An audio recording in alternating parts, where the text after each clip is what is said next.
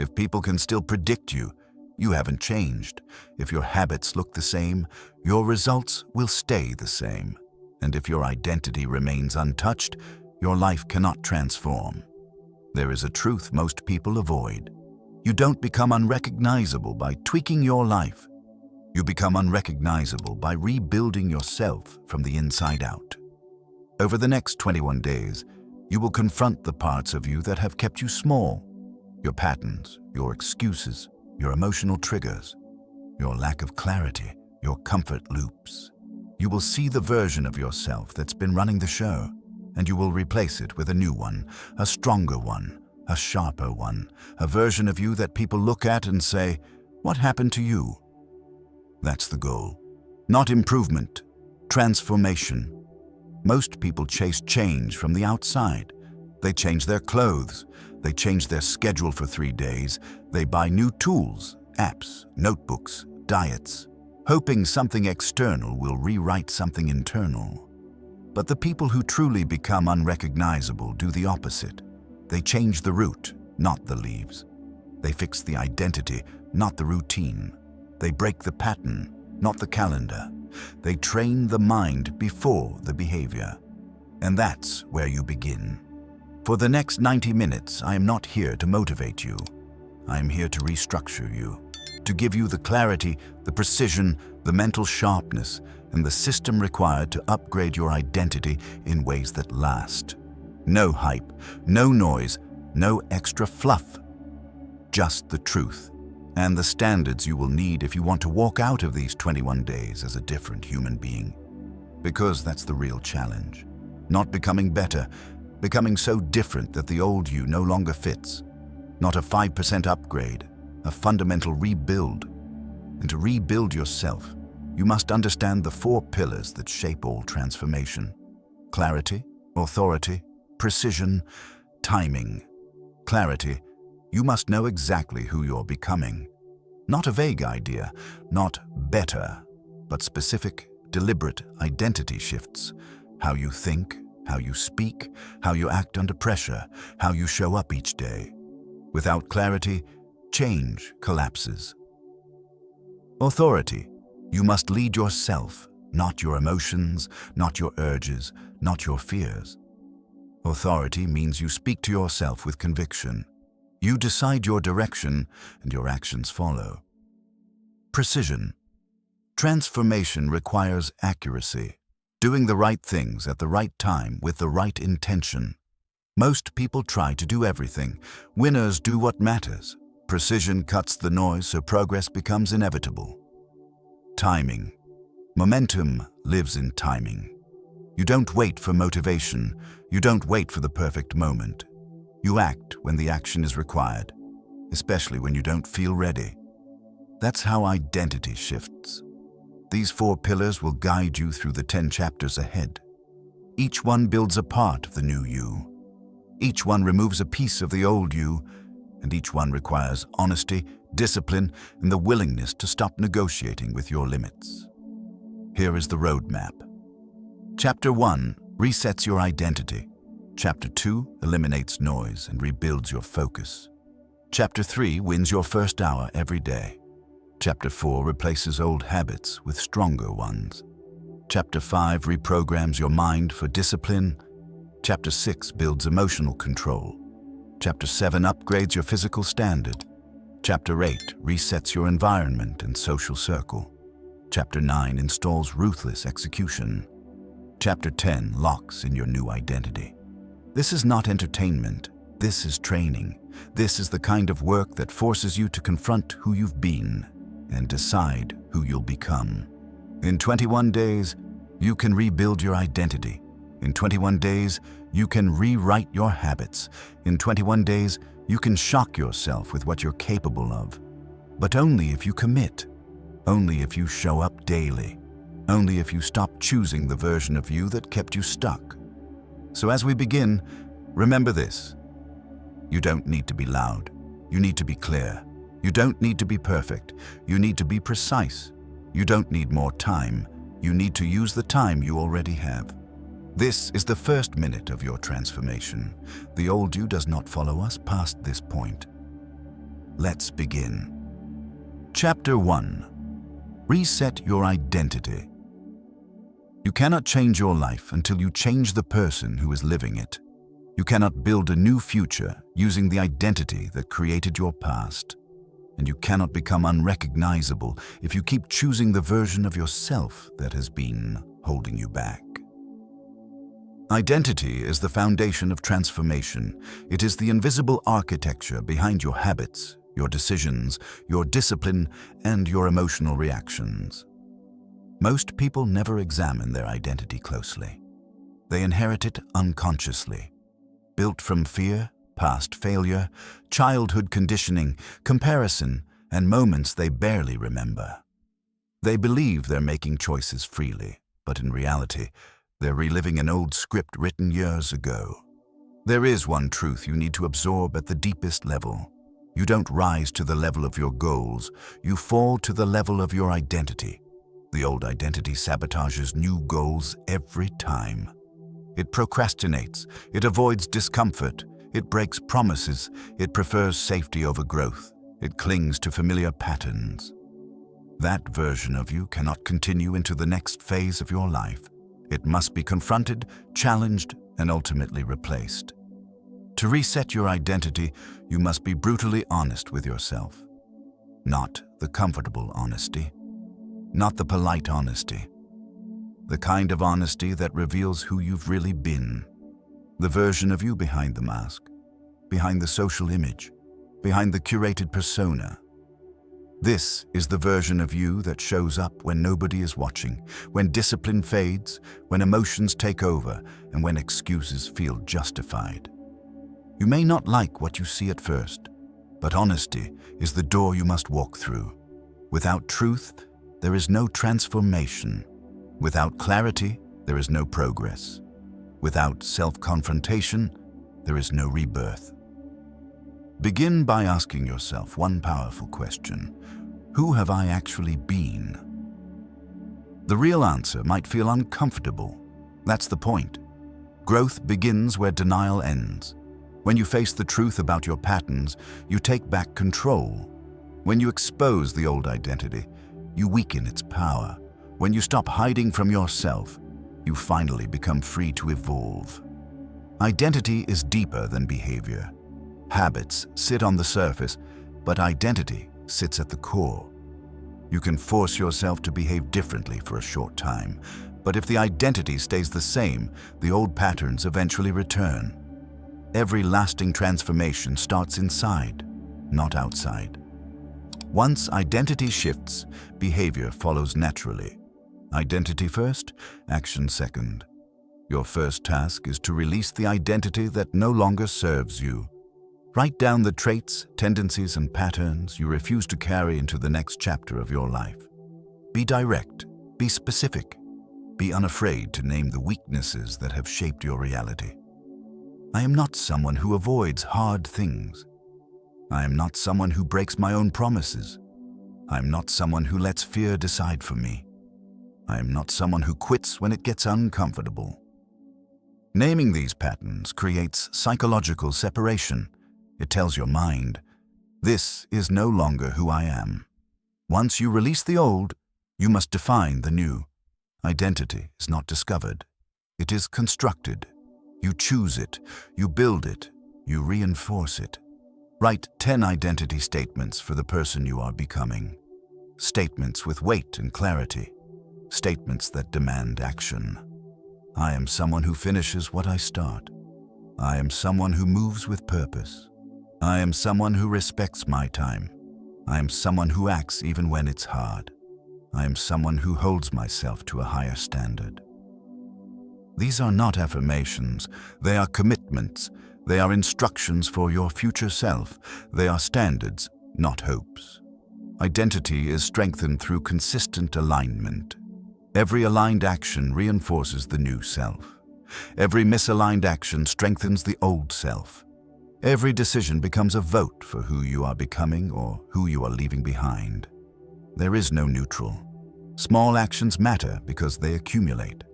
When you behave like the upgraded version even before you feel ready, you accelerate the identity shift. You collapse the gap between who you've been and who you aim to become.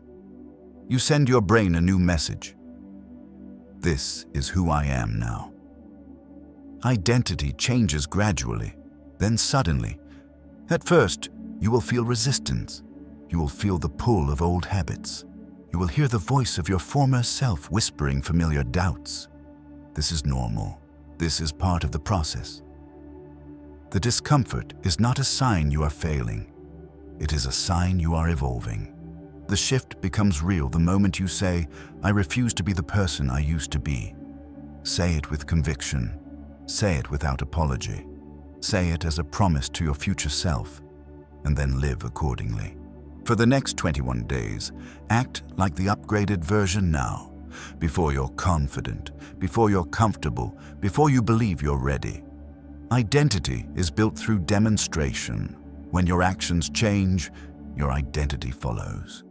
When your decisions align with your future, the world begins to respond to you differently. People treat you differently. You treat yourself differently. That's when the shift becomes undeniable. This is how you become unrecognizable. Not through intensity, through alignment, through commitment, through identity. Your identity is not a cage, it is clay. You're not trapped by who you've been, you're shaped by who you decide to become. The old you is done. A new identity begins here. Chapter 2. Cut the noise. Rebuild your focus.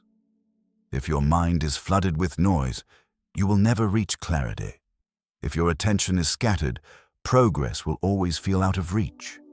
And if you allow distractions to control you, transformation will never begin. We live in a world designed to steal your attention. Notifications attack you. Apps compete for your focus. Platforms pull you into endless loops of stimulation, comparison, and emotional exhaustion. Noise has become the default, and silence has become rare. Before you rebuild your focus, you must understand something essential. Nothing changes until your attention changes. You cannot build discipline in a distracted mind. You cannot create identity in a chaotic environment. You cannot become unrecognizable if your energy is constantly leaking into things that don't matter. Focus is not a gift. Focus is a decision. Focus is a standard you set for yourself. And for the next 21 days, that standard must be uncompromising. The first step is awareness. Notice how often your attention is stolen. Notice how quickly you reach for your phone when you feel bored or anxious. Notice how deeply you've become conditioned to live in a state of interruption. You cannot fix what you refuse to acknowledge. Awareness breaks the spell. Once you see the noise clearly, it becomes your responsibility to eliminate it. The noise isn't your fault, but controlling it is your duty. Every distraction you remove strengthens your future self. Every boundary you create protects your focus. Every environment you redesign raises your standard. Begin with a digital purge. Turn off every unnecessary notification. Remove apps that drain your time. Silence the triggers that pull you away from purpose. Place your phone in another room when you work. These are not small changes. These actions reshape your environment, and your environment shapes your identity faster than willpower ever will. Next, implement deep work blocks. Choose a 90-minute window each day where you focus on one task with zero interruptions. No multitasking, no checking, no switching. One task, one direction, one standard. This single habit can change your life. Because deep focus is rare, and rarity creates advantage. But eliminating external noise is only half the battle. Internal noise, the mental chatter, the emotional turbulence, the overthinking, is often louder. This inner noise drains your energy more than any phone could. You must learn to quiet it. Slow down your mind. Breathe before reacting. Pause before choosing. Decide before drifting. Internal focus comes from emotional regulation. When you stay calm inside, the outside world loses its power to distract you. Create a morning clarity ritual. Write down your top 3 priorities daily, not 10, not 15. 3. This eliminates confusion. It eliminates overwhelm. It eliminates mental clutter. Your mind becomes sharper because it has direction. Now audit your environment. A messy desk creates a messy mind. A chaotic room creates a chaotic identity. Clean your space. Simplify your surroundings. Build an environment that signals, "Here, I focus." Finally, protect your energy from people who drain your attention. Not everyone deserves immediate access to you.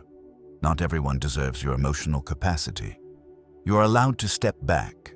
You are allowed to choose peace over people. You are allowed to protect your focus like it is sacred, because it is. Repeat this belief daily. My attention shapes my identity. My identity shapes my future. If you protect your attention, everything in your life will rise. If you don't, everything will stay exactly as it is. This is how you rebuild your focus. This is how you remove the noise. This is how you transform your identity from distracted to disciplined.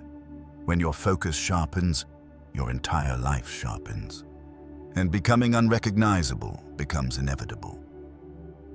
Chapter 3. Win the first hour.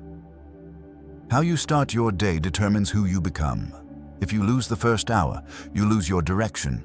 But if you win the first hour, you build the identity that wins the day. The first hour of your morning is the most powerful hour of your life. It decides your energy, your focus, your mindset, and your momentum. And yet, most people give it away without thinking. They wake up and let the world invade their mind before their mind belongs to them. They reach for their phone. They check notifications. They scroll. They react. They let chaos set the tone. The day does not defeat them. They defeat themselves before the day even begins. Becoming unrecognizable requires one non-negotiable: owning your mornings. Not sometimes, not when you feel motivated. Every day, with discipline, with precision, with intention. Because the first hour is not just a routine, it is an identity statement. It says, "I lead my life. Circumstances don't lead me." It says, "I choose direction. My emotions don't." It says, "I control my time. Nothing steals it from me." When you own your first hour, you send a message to your entire nervous system that you are in charge. You create stability, structure, and momentum before anything external can interfere. And nothing accelerates transformation faster than momentum. The morning is when your mind is most open, most programmable, and most sensitive to influence. If you let noise in first, the rest of your day becomes reactive. If you let clarity in first, the rest of your day becomes intentional. This is why winning the morning is not optional, it is foundational. The first rule is simple: do not touch your phone. Not for notifications, not for messages, not for social media, not even for a quick check. Your phone is a portal to distraction, dopamine, and emotional reactivity. When you start your morning by reaching for it, you hand over your identity to whatever appears on the screen. You allow digital stimulus to shape your thoughts before you shape them yourself. You become a reactor instead of a creator. For the next 21 days, the phone stays away for the first 60 minutes. That one choice can change you. It unlocks mental clarity. It builds discipline. It strengthens identity. The second rule is movement. Your body must shift state before your mind can shift identity. Movement wakes you up. It resets your nervous system. It pulls you out of the fog of sleep and into the sharpness of deliberate action. It does not need to be extreme. 2 minutes, 5 minutes. Short, intentional, consistent. That's enough to activate momentum. Movement sends the internal message: I am awake, I'm alive, I am ready. The third rule is hydration and breath. Drink water as soon as you wake. Take 10 deep breaths. These actions seem small, but they recalibrate your physiology. They calm the stress response. They bring you into presence. They create mental space. You begin your day grounded, not rushed, not frantic, not chaotic. Once your body and mind are awake, the fourth rule begins. Set your direction before the world interferes. This means writing your top 3 priorities for the day, not your to-do list, not the endless tasks that clutter your mind. The 3 outcomes that matter, the 3 actions that pull you closer to the identity you are building. The 3 decisions that reinforce discipline, confidence, and clarity. When you choose your priorities before the day starts, you eliminate 80% of overwhelm. You create psychological order. You silence internal noise. You move with intention instead of reaction. Now comes the 5th rule. Feed your mind before the world feeds you noise. Read for 10 minutes, a page, a paragraph, something meaningful, something that pulls you upward, something that reminds you of your potential, your standard, your purpose. This is not about volume, it is about direction. You are shaping your identity by choosing what influences you. And finally, the 6th rule. Sit in silence for a moment. It can be 1 minute or 5. You can breathe. You can reflect. You can observe your thoughts without reacting to them. You can feel your presence, your energy, your intention. Silence builds power.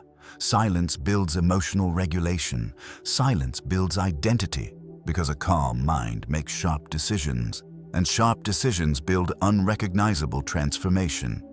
These 6 rules, no phone, movement, hydration, clear priorities, reading, silence, form the foundation of a powerful first hour. They are simple, but they are not easy. Simplicity requires discipline, and discipline builds identity faster than inspiration ever will. The purpose of winning the first hour is not productivity, it is self-leadership, it is ownership, it is alignment. You are showing your mind who is in charge. You are proving to yourself that you can direct your own day. You are reinforcing the identity you declared in Chapter 1. Every morning you win, the old identity dies a little more. Every morning you lead, the new identity grows stronger. Every morning you choose intention, you carve a deeper imprint of who you are becoming. And here is the hidden truth. Momentum created in the morning becomes discipline sustained throughout the day. When you start your day strong, decision-making becomes easier. You procrastinate less. You feel sharper, calmer, and more confident. You regulate emotions better. You respond to challenges with clarity instead of panic. You act in alignment instead of avoidance. Winning the morning does not make you perfect. It makes you powerful. It creates the first victory of the day, and one victory creates another, and another, and another. Transformation is built on a series of small wins repeated consistently until they become identity. And the first win happens in the first hour, every single morning, without negotiating with the old self. Your morning is your mirror. It reflects who you are becoming. It reflects your standards. It reflects your discipline. It reflects your identity. Win the first hour, and the rest of the day follows. Win the first hour, and the next 21 days transform you. Win the first hour, and the world will eventually look at you and say, "You're not the same person anymore." Because you're not. You're becoming unrecognizable. Chapter 4. Kill old habits. Install powerful ones. Your habits reveal your true identity more clearly than your words ever will. Your habits show your discipline, your priorities, your emotional control, and the level of respect you have for yourself. And if you want to become unrecognizable, your habits must change before your life does. Most people try to upgrade their life while keeping the same habits that keep them stuck. They want growth without discomfort. They want transformation without sacrifice. They want a new identity while holding on to routines built by the old self. But habits always win. Habits decide who you become long before motivation even shows up. Here is the reality most people avoid. You don't transform by forcing big wins. You transform by eliminating the habits that keep you small. Your old habits are not harmless. They are anchors. They keep you tied to your old identity.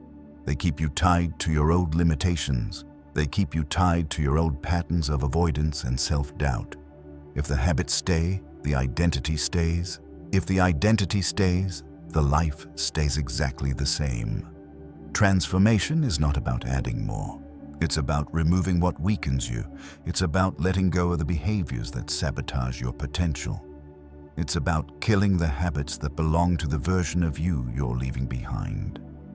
Start by identifying your default behaviors, the actions you slip into when you're tired, stressed, bored, or overwhelmed. These default behaviors reveal the oldest parts of your identity. They show where your comfort zone hides. They show what you reach for when discipline fades. They show the triggers that control you. Maybe your default is scrolling. Maybe it's avoiding difficult tasks. Maybe it's eating for comfort. Maybe it's escaping through entertainment. Maybe it's hesitating instead of acting. These habits feel small, but they shape your reality. They drain your energy. They steal your time. They weaken your confidence. They keep you operating at the same level, repeating the same days, living the same story. The old identity thrives on default habits. The new identity cannot grow until the defaults are destroyed. So your first mission is elimination, not improvement. Elimination. Choose 3 habits you will kill for the next 21 days. Not negotiate. Not try to reduce. Kill. They could be procrastinating on the first important task of the day, opening your phone out of boredom, going to bed late for no reason, giving in to emotional impulses, scrolling when stressed, snacking mindlessly, consuming content instead of creating action. Pick the 3 that damage you the most and commit to this truth. If you don't eliminate them, they will eliminate your transformation. Now comes the second part, installation. Removing old habits creates a vacuum. If you don't fill it with something powerful, the old habit returns. Nature hates empty space. So does the mind. This is why habit substitution is more effective than habit removal. You don't fight the old behavior, you replace it with a better one. You build a system that makes the new identity easier to access and the old identity harder to return to. For example, if your habit is scrolling, replace it with a 2-minute breathing reset. If your habit is avoiding hard tasks, replace it with a 5-minute start anyway rule. If your habit is emotional eating, replace it with movement, hydration, or journaling. If your habit is late-night chaos, replace it with a shutdown ritual that signals safety and rest. Replacement beats resistance. Systems beat willpower. Structure beats intention. Don't aim for perfection. Aim for consistency. Aim for alignment. Aim for identity. The new habits should be small enough to start, but powerful enough to build momentum. Small habits repeated consistently become identity anchors. Identity anchors become character. Character becomes destiny. Here are 3 micro habits that upgrade identity faster than almost anything else. Micro habit. 1. Do a 2-minute task immediately. It rewires you for action instead of avoidance. It builds speed. It kills hesitation. It teaches your brain, we move. Micro habit. Keep your physical environment clean. Your space influences your mind. A disciplined environment creates a disciplined identity. A cluttered environment creates a cluttered mind. Micro habit 3. End every day with a 1-minute review. Ask yourself, did I behave like the person I want to become? This one question builds self-awareness, accountability, and alignment. It strengthens your new identity through reflection. Small habits matter because they stack, they compound, they accumulate into transformation. The old identity collapses when you no longer act like it. The new identity becomes real when your actions support it every day. But there is one more truth you must remember. Changing your habits will feel uncomfortable because you are breaking psychological contracts with your old self. Your old identity will try to pull you back. It will whisper excuses. It will magnify small failures. It will try to convince you that nothing is changing. This resistance is not a sign of failure. It is a sign of rebirth. Whenever you feel that pull, remind yourself, I am not negotiating with the old me. Do not entertain the old habits. Do not flirt with old behaviors. Do not justify old patterns. Do not reward yourself by slipping back into old routines. Every time you repeat an old habit, you strengthen the identity you're trying to leave. Every time you repeat a new habit, you strengthen the identity you're trying to build. You are not just changing habits, you're changing the agreements you have with yourself. You are rewriting the subconscious rules that decide how you behave. You are building a new internal operating system, one that makes discipline automatic instead of painful. This is how transformation becomes inevitable. This is how you become unrecognizable. Not through a big leap, but through the daily removal of what weakens you and the installation of what strengthens you. The person you want to become is not far away. They are one habit away, one choice away, one replacement away, one moment of discipline away. The old habits end here. The new identity begins now. Chapter 5. Reprogram your mind for discipline. Discipline is not something you do. Discipline is someone you become, and until you understand that, discipline will always feel like a battle instead of an identity. Most people think discipline is about trying harder, pushing harder, forcing themselves to act with more intensity. That approach never lasts. It creates temporary motivation, temporary consistency, and temporary change. Because discipline that relies on emotion collapses the moment emotion disappears. To become unrecognizable, your discipline must come from identity, not inspiration. From who you believe you are, not what you feel like doing. From self-respect, not self-pressure. Identity-driven discipline is permanent. Emotion-driven discipline is temporary. You've spent years conditioning your mind to operate a certain way. Your impulses, your fears, your patterns, your reactions, they are not random. They are programmed. And if you want to transform your life, you must reprogram the mind that drives it. The first step in mental reprogramming is understanding your mental autopilot.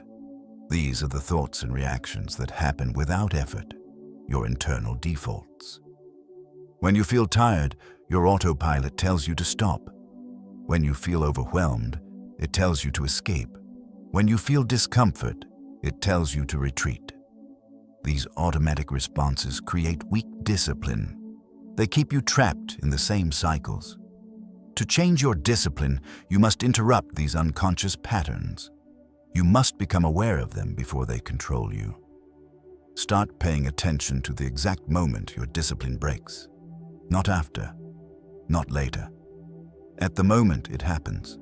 When you hesitate, when you choose comfort, when you avoid the hard thing, when you say, I'll do it later. Those micro moments are where transformation lives. Not the big days, not the big achievements, the tiny decisions that shape your identity 1 second at a time. Once you recognize these moments, the second step is reframing them. Discipline doesn't come from forcing the mind into obedience. It comes from teaching the mind a new meaning for discomfort. Right now, your mind sees discomfort as danger. It thinks discomfort means you should stop. That old programming kept you safe, but it also kept you small. You must reprogram your mind to associate discomfort with growth. Not threat, not failure, growth. This feels hard. Must become, this is building me. I don't want to do this. Must become, this is how I become stronger. I feel resistance. Must become, this is the doorway to my next level. The more you practice this reframing, the more your brain adapts. It becomes your new default. It becomes the new voice you follow. It becomes your identity, speaking louder than your excuses. The third step in mental reprogramming is removing negotiation. Discipline collapses because people allow debate. They think, they overthink, they argue with themselves, they ask how they feel. And the moment you start negotiating with yourself, you've already lost. You must adopt a new rule. I do not negotiate with the old version of myself. Not for workouts, not for habits, not for responsibilities, not for anything that matters. When the action is required, you act, not discuss, not delay, not analyze. The old self negotiates, the new self executes. This removal of negotiation is one of the fastest ways to build discipline. It strengthens your identity because it creates a pattern. You follow through because following through is who you are, not because you feel like it. Now comes the fourth step: raising your personal standard. People with weak discipline have weak standards. They accept too little from themselves. They settle for partial effort, half-finished tasks, and inconsistent habits. They lower the bar to match their comfort level. But if you want to reprogram your mind, you must set a new standard. I finish what I start. I show up regardless of mood. I do hard things without hesitation. I follow through because my identity demands it. These standards must become non-negotiable. Not rules you try to follow. Rules you don't break. Rules you respect because they shape who you are becoming.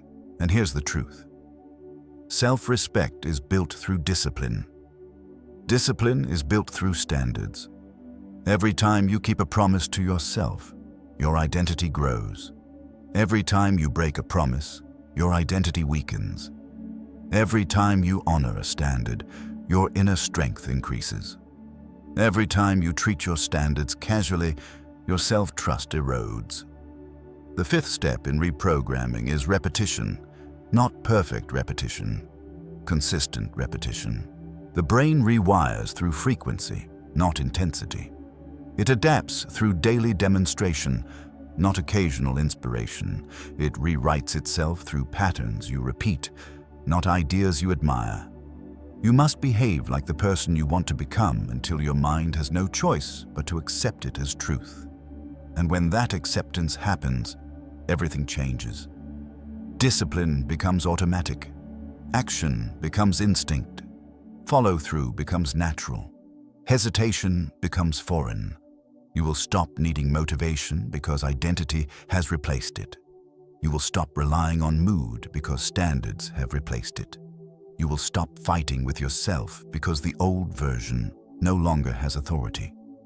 But there is one more thing you need to understand. Your mind will resist this process. It will try to pull you back to old comfort. It will whisper old excuses. It will try to convince you that you're tired, overwhelmed, or not ready. This resistance is a sign that the old programming is losing power. When resistance appears, answer it with action. Not explanation. Action. Action is the loudest language. Action is the strongest reprogramming tool. Action is the proof your identity has changed. Every decision you make in the direction of discipline becomes a vote for your future self. Every moment you choose growth over comfort strengthens your identity. Every day you act like the person you're becoming accelerates your transformation. This is how you reprogram your mind. This is how you build unstoppable discipline. This is how you become unrecognizable. Not by trying harder, by becoming someone who doesn't need to try. Chapter 6. Strengthen emotional control. If you cannot control your emotions will control your life.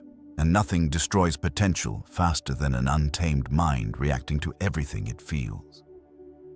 Emotional control is not about shutting down your feelings. It is about mastering your responses. It is about choosing clarity over chaos. It is about making decisions based on standards, not sensations. Most people live their entire lives emotionally reactive. They respond to stress with panic, discomfort with avoidance, frustration with quitting, pressure with fear, and uncertainty with hesitation. They make choices based on the loudest emotion in the moment. And because emotions change constantly, their life becomes unstable, inconsistent, and unpredictable. But if you want to become unrecognizable, you must rise above emotional impulse. You must become someone who stays calm when others break. You must develop the ability to pause when others rush. You must learn to observe your emotions instead of obeying them. This is the fundamental truth of emotional mastery. Strength is not intensity. Strength is composure. Composure is a superpower. Composure makes you trustworthy. Composure makes you effective. Composure makes you unstoppable. The first step in strengthening emotional control is awareness. You cannot regulate what you don't recognize. Most people react before they even understand what they're feeling. They explode, shut down, or escape without identifying the emotional trigger underneath. Your job is to slow down the moment between stimulus and response. This moment, this tiny gap, is where transformation happens. It is where identity replaces impulse. It is where clarity replaces chaos. It is where your future self steps in and says, "You're in control now." Begin by naming your emotions in the moment. Not hours later, not after the damage. In the moment. I'm feeling pressure. I'm feeling fear. I'm feeling frustration. I'm feeling insecurity. I'm feeling resistance. Naming the emotion separates you from it. It shifts you from being inside the feeling to observing it. That shift is powerful. Observation creates distance. Distance creates clarity. Clarity creates control. The second step is regulation. Once you know what you're feeling, you must regulate the physical response. Emotions are not just thoughts. They are biological events. Heart rate rises, breathing tightens, muscles contract, adrenaline spikes. If you don't calm the body, you cannot calm the mind. This is where breath becomes a tool. Slow, deep, controlled breathing resets your nervous system. It moves you from fight or flight into clarity and presence. It tells your brain, we are safe, we can choose. Use a simple pattern. Inhale for 4 seconds, hold for 2, exhale for 6. This pattern signals the body to relax. Relaxation creates mental space. Mental space creates better decisions. The third step is reframing. When an emotion rises, your mind gives it meaning. If the meaning is negative, the emotion intensifies. If the meaning is constructive, the emotion becomes fuel instead of friction. Your job is to reinterpret emotional charge. Fear can become readiness. Pressure can become opportunity. Stress can become strength. Resistance can become growth. This reframing is not delusion. It is leadership. It is choosing a meaning that empowers you instead of weakens you. It is directing your mind instead of letting your mind direct you. It is stepping into authority. The fourth step is the pause. The pause is where self-mastery lives. The pause is where emotional wisdom grows. The pause is where you stop old patterns from taking over. When you feel triggered, pause for 3 seconds. Just 3. 3 seconds before you respond. 3 seconds before you decide. 3 seconds before you act. Those 3 seconds separate the old identity from the new one. The old version reacts. The new version chooses. At first, the pause will feel forced. It will feel unnatural. It will feel like you're fighting against instinct. But the more you practice it, the more natural it becomes. And soon, emotional control will feel automatic because it has become part of your identity. The fifth step in emotional control is alignment. Emotional chaos often comes from living out of alignment with your values, your standards, and your goals. When your behavior contradicts your identity, your emotions become unstable. When your actions reflect who you want to be, your emotions calm down. This is why discipline strengthens emotional control. Discipline creates certainty. Certainty creates stability. Stability creates emotional strength. When you do what you said you would do, your emotions trust you. When you avoid what you know you should face, your emotions turn against you. Nothing creates emotional peace faster than living in alignment. The sixth step is environmental boundaries. Your emotions are shaped by who and what you expose yourself to. Some environments increase your power. Some environments drain it. If you keep surrounding yourself with chaos, your emotions will mirror chaos. If you keep exposing yourself to negativity, your emotions will mirror negativity. If you keep engaging in conflict, drama, or distraction, your emotions will spiral. You must protect your emotional environment with the same intensity you protect your goals. Limit the people who pull you into emotional turbulence. Limit the conversations that drain you. Limit the stimuli that overstimulate you. Limit the noise that destabilizes you. Protection is not avoidance. Protection is maturity. And now comes the deepest truth of emotional control. Emotional strength grows from emotional honesty. You cannot control emotions you refuse to feel. You cannot heal emotions you refuse to acknowledge. You cannot manage emotions you pretend don't exist. Real emotional control is not suppression. It is ownership. It is responsibility. It is choosing the higher response when the lower impulse screams for attention. The final step is emotional leadership. This is where you stop waiting to feel confident, calm, or motivated before acting. Instead, you act from identity, not emotion. You lead your emotions instead of following them. You say, I don't need to feel ready to move. I don't need to feel calm to stay in control. I don't need to feel motivated to follow through. I act because I choose to, not because I feel like it. This is emotional power. This is emotional clarity. This is emotional maturity. When you master your emotions, you master your life. When your mind becomes calm, your identity becomes strong. When your responses become controlled, your future becomes predictable. Nothing elevates you faster than emotional discipline. Nothing makes you more unrecognizable than your ability to stay composed under pressure. People will see it. People will feel it. People will treat you differently because emotional control is presence. Presence is influence, and influence is identity. This is how you rise. This is how you separate yourself from the old version. This is how you become unshakable. The world doesn't need you to be emotional. The world needs you to be intentional, and your transformation requires it. Chapter 7. Build a new physical standard. Your body is not separate from your identity. Your body is the physical expression of your discipline, your energy, your clarity, and your self-respect. And if you want to become unrecognizable, your physical standards must rise. People underestimate how much their body influences their mind. They think transformation is purely mental, but the truth is simple.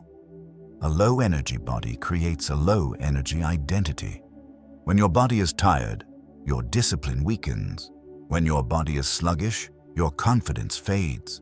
When your body is neglected, your mind follows. If you want to rebuild your identity, you must rebuild the physical foundation that supports it. Because your physical state is your emotional state. Your physical habits are your mental habits. Your physical discipline becomes your identity discipline. And here is the truth most people avoid. You cannot operate at a high level with low energy. You cannot think sharply if your brain is exhausted. You cannot stay emotionally stable if your physiology is chaotic. You cannot build discipline while living in a body that constantly pulls you toward comfort, cravings, and fatigue. The old version of you had physical patterns that kept you limited. Maybe it relied on sugar for energy. Maybe it stayed up late scrolling. Maybe it skipped movement because the couch felt easier. Maybe it ignored fatigue instead of taking control of it. Those habits are not just physical habits. They are identity habits. To become unrecognizable, your physical standards must align with the identity you are building. Not someday, not soon, now. Begin with energy management. Energy is not random. It is produced through routine, recovery, hydration, sleep, movement, and nutrition. If your energy is inconsistent, your identity becomes inconsistent. If your energy is weak, your discipline crumbles. You must reclaim control of your energy like your future depends on it, because it does. Start with the simplest upgrade: hydration. Most people walk through life dehydrated, foggy, and slow without realizing it. One glass of water upon waking, another before every meal, and consistent hydration throughout the day will dramatically shift your energy and mental clarity. Next, optimize your sleep. Sleep is not a luxury, it is a non-negotiable. A tired brain is a reactive brain. A tired body is an undisciplined body, and tiredness destroys identity faster than anything. Create a consistent sleep routine. Reduce screen time before bed. Dim your environment. Prepare your space for rest, and protect your wind-down ritual. Then comes movement. Movement is medicine. Movement is identity. Movement is momentum. You do not need extreme workouts. You need consistent movement. Movement that signals to your mind, I care about my health. I care about my future. I keep my body ready. Even 10 minutes of daily movement begins to reshape your identity. That movement builds grit, stability, and strength. Your body learns discipline through repetition. Your mind learns discipline through your body. A strong body does not require perfect workouts. It requires consistent effort. It requires showing up when you don't want to. It requires honoring your standards even when your mood disagrees. If you move daily, your identity upgrades daily. If you stay consistent, your confidence compounds. If you strengthen your body, your emotions stabilize. Now look at your relationship with food. Food is not just fuel. It is instruction. It teaches your mind how you treat yourself. It teaches your identity what you deserve. When you eat out of boredom, stress, sadness, or chaos, you teach your identity to obey impulse instead of intention. When you eat for clarity, strength, and energy, you teach your identity to operate from standards. You don't need a strict diet. You need alignment. Eat in ways that support your goals. Eat in ways that support your discipline. Eat in ways that make you feel strong, not sluggish. Your body is not your enemy. Your body is your ally. Your body is the engine that carries your identity through your decisions. And here's a truth people often ignore. When your physical standards rise, your emotional patterns become easier to manage. You think more clearly. You process stress more effectively. You regulate emotions more powerfully. You respond instead of react. This is why physical discipline is not optional in transformation. When the body strengthens, the mind sharpens. When the physical identity elevates, the mental identity follows. When your physical patterns shift, everything else becomes easier. But you must adopt a new principle. Move like the person you want to become. Eat like the person you want to become. Rest like the person you want to become. Not like the person you used to be. The old version of you was tired because your routines drained you. The new version of you becomes powerful because your routines build you. Your physical standard is a message you send to the world, a message you send to yourself. A message that says, I respect the future I'm creating. And people will notice. They will see the glow in your eyes. They will feel the strength in your presence. They will recognize the discipline in your posture. You won't even need to speak. Your body will speak for you. Because physical identity is visible. And visible identity impacts how the world responds to you. Your transformation is not just internal. It is external. It is energetic. It is embodied. If you want to become unrecognizable, raise your physical standard. Not for aesthetics, not for validation, for power, for clarity, for longevity, for identity. Your body is the vessel that carries your potential. When you take care of it, you take care of your future. When you strengthen it, you strengthen everything inside you. When you elevate it, you elevate your entire life. This chapter begins a new rule in your identity. I treat my body like the foundation of my greatness, because it is. And the new you deserves nothing less. Chapter 8. Upgrade your social environment. You cannot become unrecognizable while living in the same environment that built your old identity. You cannot grow when you're surrounded by people who expect you to stay the same, and you cannot rise when your circle keeps pulling you back to who you used to be. The environment is stronger than willpower. The environment is stronger than motivation. The environment is stronger than intention. Most people fail, not because they lack discipline, but because their environment makes discipline harder than it needs to be. When you are surrounded by negativity, distraction, low standards, complaining, and emotional chaos, your identity absorbs it. You adapt downward. You shrink. You repeat the energy around you. Whether you notice it or not, you become what surrounds you. This is the truth. Your environment either builds your identity or destroys it. There is no neutral environment. Look at the people in your life. Look at how they speak. Look at how they think. Look at how they live. Is that who you want to become? Or is that who you are evolving away from? This is where most people avoid responsibility. They stay in environments that weaken them because change feels uncomfortable. They fear being judged. They fear being misunderstood. They fear losing connections from an old life they've outgrown. But you cannot protect your old environment and build a new identity at the same time. You must choose. This chapter is about making the hard choice, the mature choice, the identity choice. Begin by acknowledging the influence others have on you. Notice how your energy shifts when you talk to certain people. Notice how your standards rise or fall depending on who you're around. Notice who brings clarity and who brings confusion. Notice who supports your growth and who silently fears it. Some people bring out the strongest version of you. Some people bring out the weakest. Some people raise your standards. Some people lower them. Your future depends on knowing the difference. Now it's time for the first step, subtraction.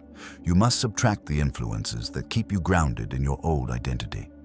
These are not bad people. They're simply mismatched for the future you're building. Maybe they constantly complain. Maybe they pressure you to stay the same. Maybe they lack discipline and want you to match their pace. Maybe they make fun of your goals to protect their comfort. Maybe they drain your energy with drama or negativity. Whatever it is, their presence is costing you more than you realize. Their influence keeps you average. Their mindset keeps you stuck. Their expectations keep you small. For the next 21 days, limit your exposure to anyone who conflicts with the identity you're creating. Not with anger, not with judgment, with intention, with boundaries, with maturity, because it is not about cutting people out. It is about cutting out the version of you that they reinforce. The second step is protection. Protect your emotional space. Protect your mental clarity. Protect your time. Protect your focus. Most people give away their attention freely. They let everyone interrupt them. They respond instantly to every message. They tolerate conversations that drain them. They engage with people who destabilize them. They are available to everyone except themselves. If you want to become unrecognizable, you must protect your internal world like it is sacred. Because it is. This means saying no more often. It means being selective with your time. It means choosing peace over drama. It means choosing growth over familiarity.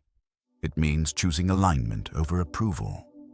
The third step is elevation. You must add people who elevate your identity, not weaken it.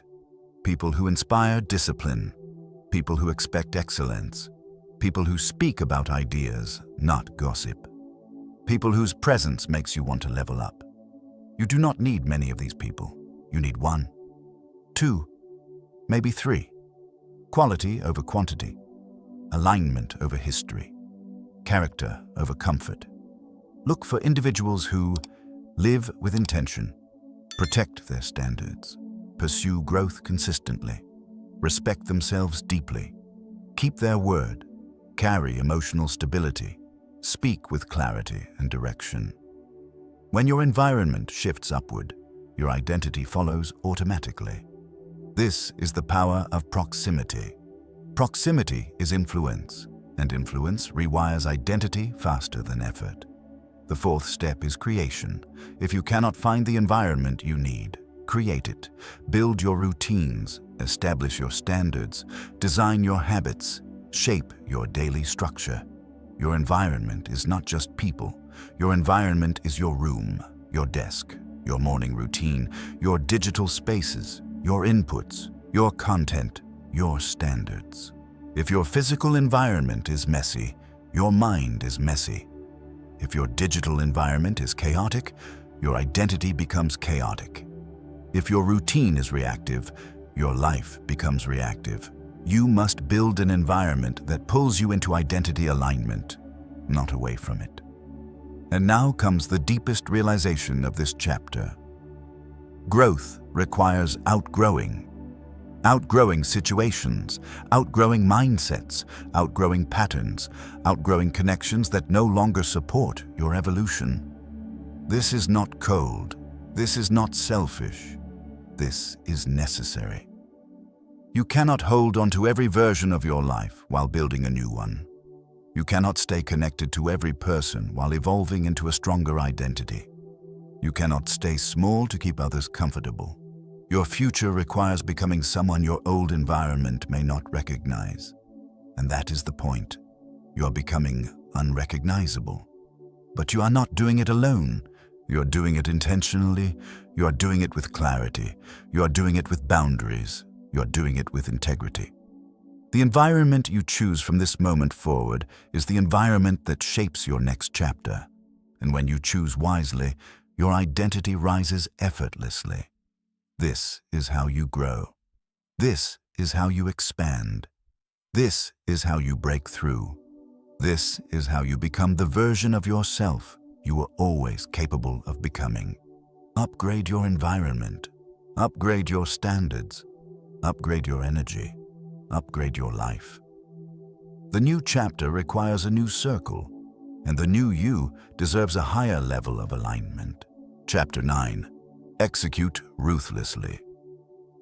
There comes a point in every transformation where thinking is no longer enough. Planning is no longer enough. Preparing is no longer enough. At some point, you must execute. You must move. You must act. Identity is built through action, not ideas, not intentions. Action. Most people never reach the identity they desire because they never reach the execution phase. They stay stuck in planning mode. They wait for the perfect moment. They crave the perfect emotion. They want clarity before they take a step. They want confidence before they commit. They want proof before they begin. But you cannot think your way into becoming unrecognizable. You must act your way into it. Execution is the bridge between who you are and who you want to be. Without it, transformation stays trapped in your imagination. Here is the truth most people avoid. You don't need more time. You need fewer excuses. You don't need more motivation. You need fewer negotiations. You don't need more clarity. You need more action. Action is the great clarifier. Action is the great confidence builder. Action is the great identity shifter. Every time you execute, especially when you don't feel ready, you rewire your mind. You build belief. You increase courage. You strengthen discipline. And slowly, your brain stops identifying with the version of you who hesitates and begins identifying with the version who moves. The first step in ruthless execution is the elimination of hesitation. Hesitation is the enemy of identity. Hesitation creates doubt. Doubt creates fear. Fear creates inaction. And every time you hesitate, the old you grows stronger. You must adopt a new rule. When the decision is clear, execution is immediate. No thinking, no spiraling, no debating. You act. This is how you build identity speed, by shortening the gap between intention and action. The faster the execution, the faster the transformation. The second step is simplifying execution. Most people overwhelm themselves with too many tasks. They stack obligations, commitments, goals, and projects until they feel paralyzed. Complexity destroys momentum. Complexity kills consistency. Complexity strengthens procrastination. Simplify. Reduce. Narrow your focus. Choose 3 critical tasks each day. 3 outcomes that matter. 3 actions that move your identity forward, not 30. 3. These tasks should be aligned with the identity you're building. Each task should pull you closer to the person you want to become. When you accomplish these 3 tasks, you win the day. And when you win enough days in a row, identity shifts effortlessly. The third step is the removal of emotional dependency. Execution cannot depend on your emotions. If you wait to feel ready, you will wait forever. If you wait to feel confident, you will delay progress indefinitely. If you wait for inspiration, you will never build consistency. Execution must come from identity, not emotion. From standards, not feelings. From commitment, not comfort. You act because that is who you are, not because you feel like it. When your identity becomes the source of execution, discipline becomes automatic. You stop negotiating with your mood. You stop asking yourself how you feel. You stop checking for motivation. You simply move. The fourth step is embracing discomfort. People fail to execute because they fear discomfort. They fear the pain of effort, the pain of uncertainty, the pain of potential failure. But discomfort is not a threat. Discomfort is a signal. Discomfort is the doorway to your next level. Every time you move through discomfort, you expand your capacity. Every time you face a difficult task, you prove your strength. Every time you push through resistance, you teach your identity who is in charge. There is only one rule. Discomfort means go, not stop. Go. The fifth step in ruthless execution is eliminating the stories that weaken you. Most people don't fail because of a lack of ability. They fail because of the stories they tell themselves. Stories like, I'm tired, I'm overwhelmed, I'm not ready, I don't know enough, this is too hard. What if I fail? I'll start tomorrow. These stories are lies. They are psychological shields protecting your ego from change. They are the voice of the old identity trying to survive. You must silence them. Replace every story with a standard. I move anyway. I act now. I finish what I start. I follow through because my identity demands it. This is how execution becomes inevitable. The sixth step is accountability. You must hold yourself to a higher standard than anyone else does. Accountability is not punishment. It is alignment. It keeps you connected to your future self. It prevents drift. It reinforces discipline. End each day by reflecting honestly. Did I execute like the person I'm becoming? Not perfectly, powerfully, consistently, intentionally. If the answer is no, adjust. Not criticize. Adjust. The goal is course correction, not self-attack. The seventh step in ruthless execution is momentum. Momentum is the invisible force of progress. When you build it, everything becomes easier. When you lose it, everything becomes harder. Momentum comes from finishing, from follow-through, from stacking wins, from proving to yourself that you are dependable. Do not underestimate small wins. Small wins compound. Small wins shape identity. Small wins build unstoppable transformation. This leads to the eighth step, action over thought. Thinking without acting becomes overthinking. Planning without execution becomes procrastination. Learning without applying becomes a distraction. Your mind is powerful, but it becomes dangerous when it replaces movement with thought. You're not here to think your way into a new identity. You're here to act your way into one. The 9th step is execution under pressure. Anyone can act when it's easy. Anyone can execute when the environment is perfect. But true identity is revealed when conditions are not ideal, when you are tired, when you are stressed, when the day feels heavy, when emotions are loud, when doubts are strong. These are the moments that shape you. These are the moments that define you. These are the moments where the new identity takes the lead. The final step in ruthless execution is eliminating the option of quitting. Quitting is a habit. Stopping is a pattern. Giving up is an identity. But so is finishing. So is persisting. So is following through when it matters most. You must adopt a new identity statement. I finish everything that aligns with my future. When you commit to execution at this level, something powerful happens. You stop fearing the work. You stop resisting action. You stop doubting your capability. You stop being controlled by your past identity because execution builds belief. Belief builds identity. Identity builds destiny. You're not becoming unrecognizable by inspiration. You're becoming unrecognizable by action. Sharp action, consistent action, non-negotiable action. You execute because that is who you are now, and that identity will take you further than motivation ever could. Chapter 10. Solidify the New You. You've spent the past 9 chapters dismantling the old identity, installing stronger habits, sharpening your discipline, upgrading your environment, and building a mind capable of transformation. But none of it matters if you cannot lock in the new version of yourself. Transformation is not just about becoming someone new. It is about staying with someone new.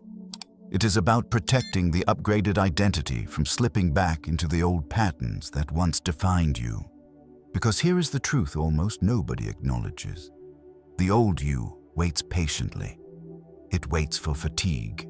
It waits for stress. It waits for distraction. And the moment you stop being intentional, it will try to return. This chapter is about ensuring it never does. This chapter is about making the new you permanent, powerful, and unshakable. This chapter is about a transformation that endures. Identity is not solidified through intensity. Identity is solidified through consistency, through repetition, through alignment, through daily proof. And your first responsibility is understanding this principle. Identity does not stay upgraded unless you continue to behave like the upgraded version. The new mindset you've built, the new discipline you've practiced, the new focus you've developed, they must be reinforced through continuous action. If you stop, the neural pathways weaken. If you slip, the old patterns resurface. This doesn't mean perfection is required. It means awareness and alignment are required. Every day. Begin with the first step. Reinforcement. Reinforcement means demonstrating the new identity repeatedly until your brain accepts it as truth. The brain rewires through patterns. It strengthens through frequency. Your new identity becomes permanent when your actions become predictable. Predictably aligned, predictably disciplined, predictably elevated. This is why repetition matters more than motivation. You must repeat the behaviors that define your future. You must repeat the standards that shape your character. You must repeat the decisions that reinforce the identity you've built. And this leads to the second step, integrity with self. Your transformation depends on one sacred principle. You must become the kind of person you can trust. If you break your own promises, you break your identity. If you fail to follow through, you weaken your self-respect.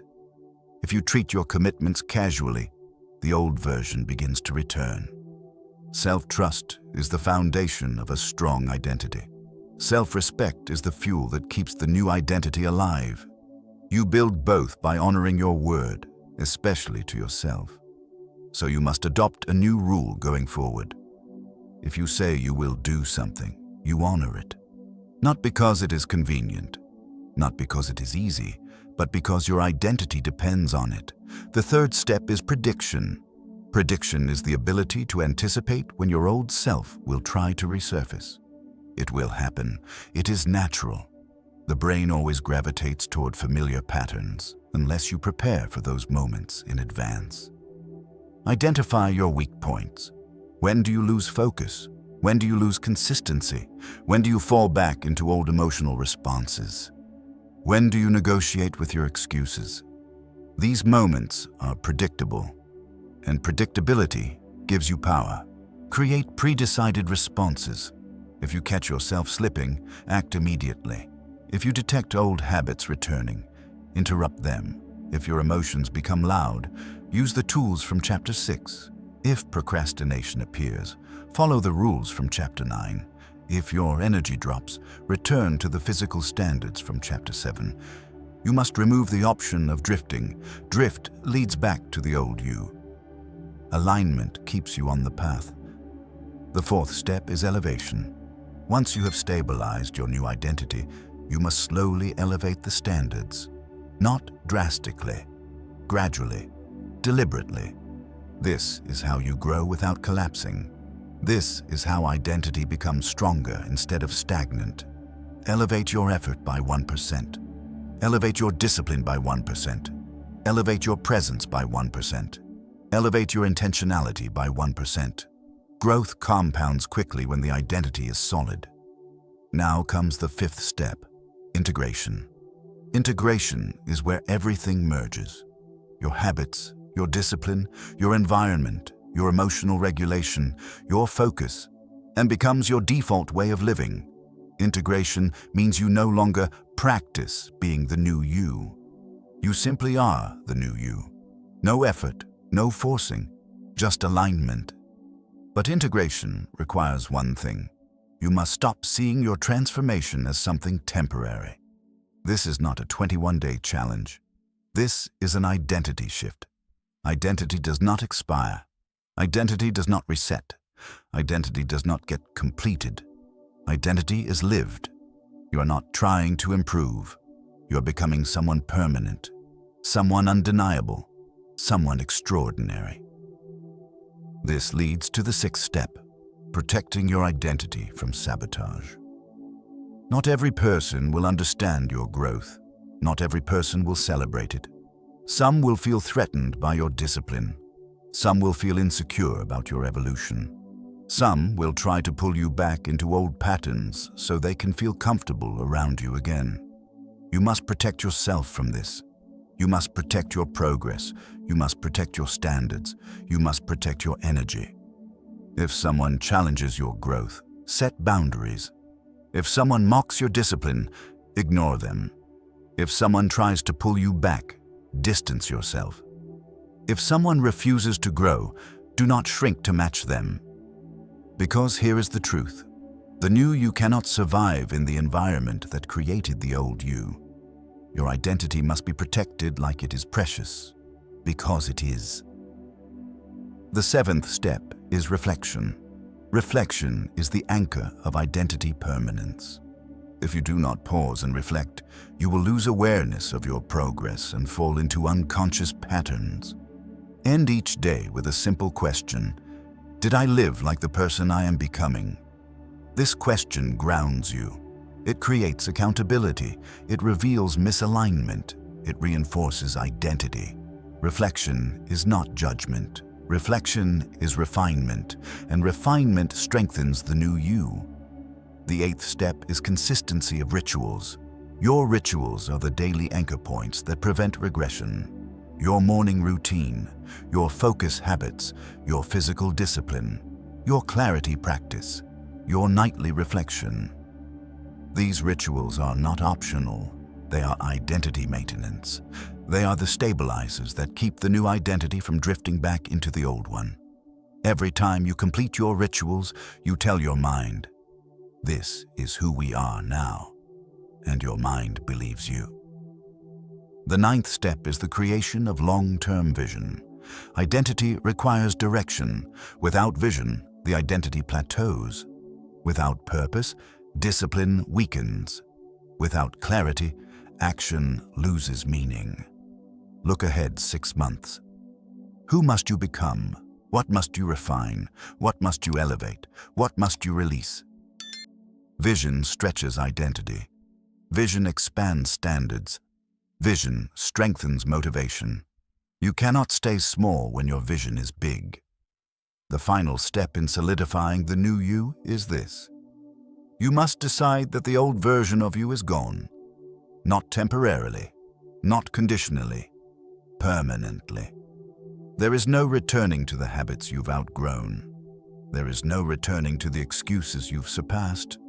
There is no returning to the identity you've dismantled. You're not trying to be better. You are becoming someone your past self could never imagine. You are rising above your former limitations. You are stepping into a version of yourself that demands respect from you and from the world. This is the moment where transformation becomes reality. Not because you changed temporarily, but because you changed fundamentally. The new you is not fragile. The new you is not inconsistent. The new you is not conditional. The new you is earned. The new you is embodied. The new you is permanent. You have rewritten your identity. You have rebuilt your habits. You have reclaimed your focus. You have strengthened your emotions. You have elevated your standards. You have redefined your environment. You have acted with power. You have refused to quit. You have executed relentlessly. You have become the person the old you was never ready to be. And now the world will see what you have always been capable of. This is how you become unrecognizable. This is how you rise. This is how you never go backward again. The old you is gone. The new you has begun. You have reached the end of this journey, at least the end of the part that can be spoken. The rest must be lived, because transformation is not something you listen to. Transformation is something you embody. For the past 10 chapters, you haven't simply learned new ideas. You've rebuilt the architecture of your identity. You've broken patterns you carried for years. You've outgrown versions of yourself that once felt permanent. You've stepped into a new level of discipline, focus, and self-respect. And now comes the hardest part: sustaining it, protecting it, becoming the kind of person who does not rise for 21 days and crumble on day 22. This is not the end. This is the beginning of the new you. The version of you who no longer waits. The version who no longer negotiates with fear, fatigue, excuses, or distractions. The version who leads your life with clarity and intention. But you must understand one final truth. Momentum is not guaranteed. Momentum must be maintained. Many people experience a temporary rise in discipline only to fall back into old patterns the moment life becomes inconvenient. They run with intensity for a short time, then return to the identity they never truly replaced. They change behavior, but not identity. They change habits, but not standards. They change effort, but not self-concept. But you are not going back. You've built too much to lose. You've seen too much to forget. You've grown too much to shrink. And now you need to carry this momentum forward with precision. The first rule is simple. Keep your identity rituals alive.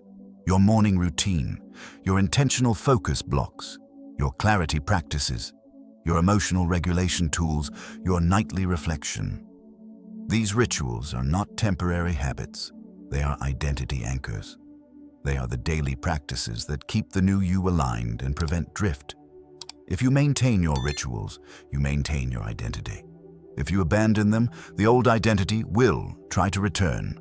So stay consistent, not perfect. Consistent.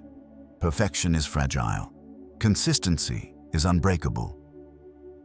The second rule is to protect the environment you've created. Environment shapes identity. Identity shapes behavior. Behavior shapes destiny. If you return to an environment filled with noise, negativity, chaos, low standards, and emotional instability, the new you will suffocate. You cannot place a high-performance identity in a low-performance environment.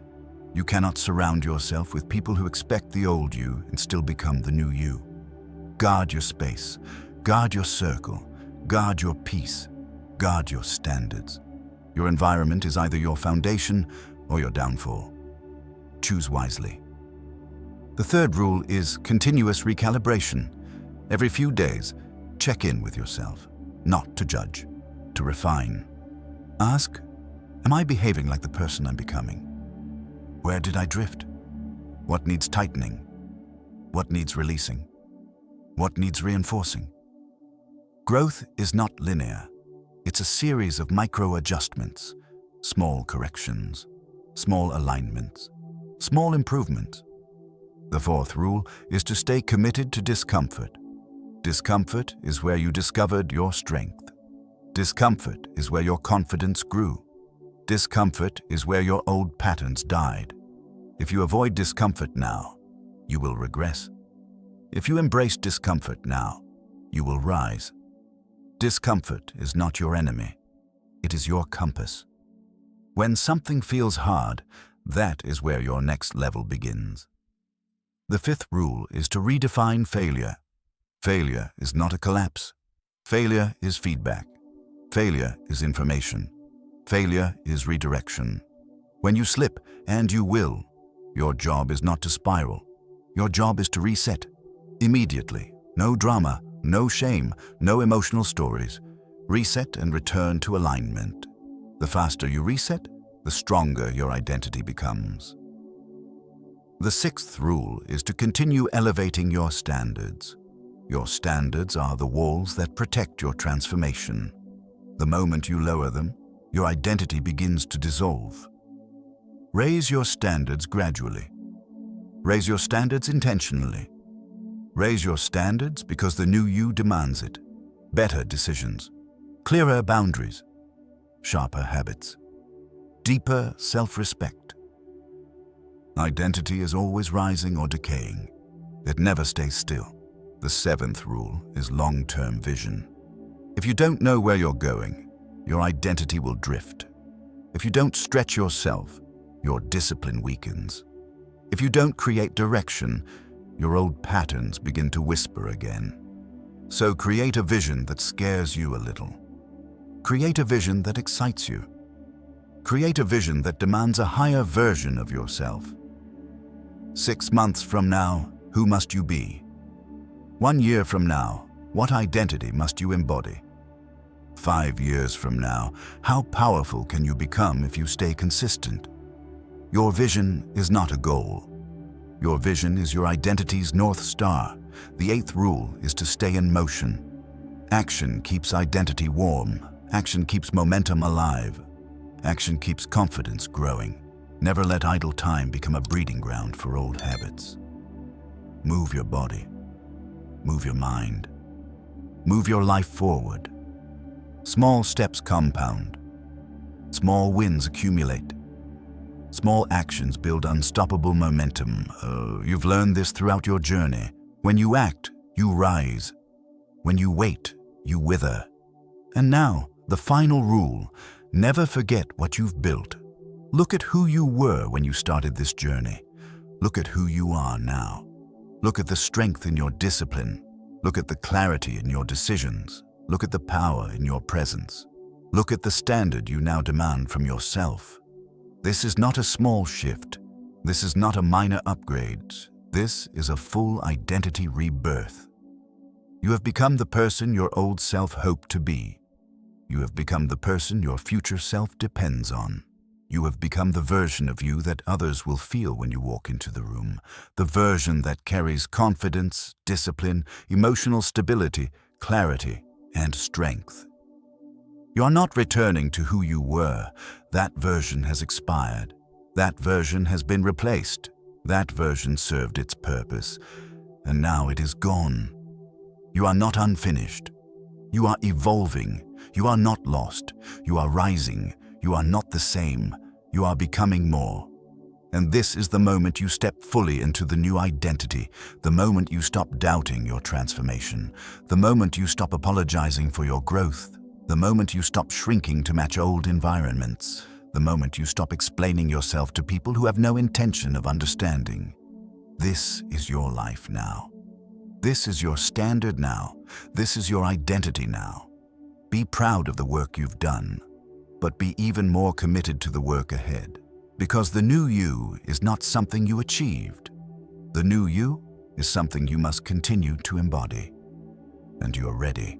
You've proven it. You've earned it. You've lived it. This is how you become unrecognizable, not just for 21 days, but for the rest of your life. The journey continues, and so do you.